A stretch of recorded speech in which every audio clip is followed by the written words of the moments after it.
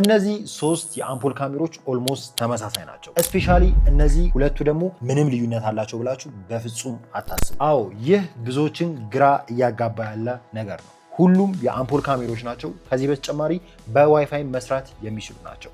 እዚህ ጋር የምታዩት ካሜራ ግን 5000 ብር ነው ዋጋው። ይሄኛው ደግሞ 8000 ብር ነው። እዚህ ጋር ያለው ደግሞ 15000 ብር ነው። አያችሁ ሁሉም አምፖል ላይ ስለሚታሰሩና ተመሳሳይ ዲዛይን ስላላቸው ብቻ ተመሳሳይ አገልግሎት ይሰጣቸዋል ማለት አይደለም። ስለዚህ በዚህ ቪዲዮ የሶስቱ ካሜሮች ልዩነት፣ ዋጋቸው የተለያየበት ምክንያት፣ ከዚህ በተጨማሪም የአምፖል ካሜራ ስትገዙ ቀድማችሁ ምን ማሰብ እንዳለባችሁ በዚህ ቪዲዮ ሸራ አደርጋችኋለሁ።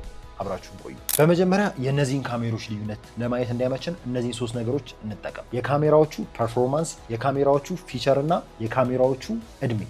ይህንን ካልን በኋላ የሶስቱ ካሜሮች የመጀመሪያ ልዩነት የሚሆነው የካሜሮቹ ፐርፎርማንስ ነው። ያ ማለት እዚህ ጋር የምታዩት 5000 ብር የሚሸጠው የደህንነት ካሜራ በ720p የምስል ጥራት መቅረጽ ይችላል። እዚህ ጋር መሀል ላይ የምታዩት ደግሞ በ1080 ወይም ደግሞ በፉል ኤችዲ፣ እዚህ ጋር የምታዩት ደግሞ በ2K ሪዞሉሽን መቅረጽ ይችላል። ስክሪኑ ላይ በምታዩት ሶስቱም ካሜሮች በተመሳሳይ ሁኔታ እየቀረጹ ነው።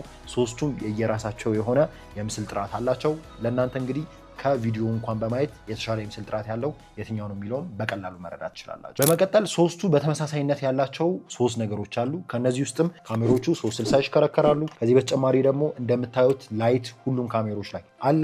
ከዚህ ውጭ ደግሞ ድምፅም ማስተላለፍ ይችላሉ። እዚሁ ላይ ካሜሮቹ ፐርፎርም በሚያደርጉበት ሰዓት ለምሳሌ በጨለማ ከነዚህ ሁሉ በተሻለ እዚህ ጋር ያለው 15000 ብር ካሜራ የተሻለ የናይት ቪዥን ጥራት አለው። በማታ ያለውን ነገር ቁልጭ አድርጎ ያሳያቸዋል። ከዚህ በመቀጠል ይሄኛው ፕሮዳክት ደግሞ ቀነስ ይላልኝ። ይሄኛው ደግሞ ኮምፕሊትሊ ኦልሞስት ወረድ ያለ የናይት ቪዥን ፊቸር ያለው የደህንነት ካሜራ ነው። በሁለተኛነት የካሜሮቹ ፊቸሮች በጣም ሰፊ ልዩነት ያመጣል። ለምሳሌ እዚህ ጋር የምታዩት ካሜራ ኮምፕሊትሊ ምንም አይነት ሳይረን የለውም። እዚህ ጋር ያለው ደግሞ ቆንጆ የሆነ ሳይረን ትራንስሚት ማድረግ ይችላል። በመጨረሻ እዚህ ጋር የምታዩትም ተመሳሳይ የሰው ድምፅ እያወጣ ሳይረን ማስተላለፍ ይችላል። ልክ ስክሪኑ ላይ በምታያቸው መንገድ ሳይረናቸውን በእነዚህ መንገድ ኦፕሬት ያደርጋሉ። ሌላው ፊቸራቸው የሚሆነው የአምፖል መብራትነታቸው ነው። እዚህ ጋር የምታዩት እንግዲህ እዚህ ጋር ያሉት ክብ አንግሎች ላይት አላቸው። ይሄኛው ደግሞ እዚህ ጋር ሙሉ የምታዩት ፓርት መብራት ማብራት ይችላል።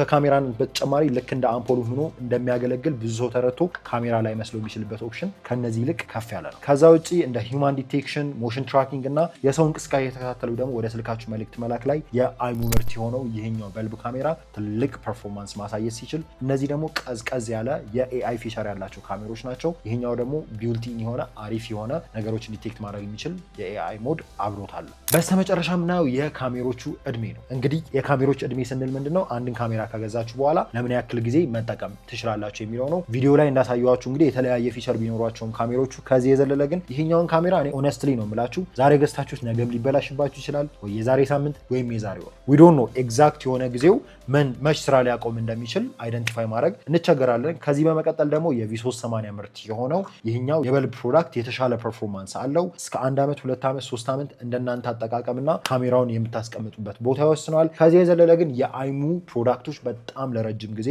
በቋሚነት አገልግሎት ለመስጠት አመቺ የሆኑ የአምፖል ካሜሮች ናቸው። የዛሬው ቪዲዮ እንግዲህ ይህንን ይመስላል። ሆፕፉሊ ከአሁን በኋላ የአምፖል ካሜራ ስትገዙ ምን አይነት የአምፖል ካሜራ ልጠቀም፣ ምን ነገሮችን ደግሞ ለይቼ ልግዛ የሚለውን በደንብ አንደርስታንድ አድርጋችኋል ብዬ ተስፋ አደርጋለሁ። ስለ ደህንነት ካሜራ ደግሞ የበለጠ ነገር የምትፈልጉ ከሆነ ዲስክሪፕሽን ላይ የቴሌግራም ቻናላችን አለ።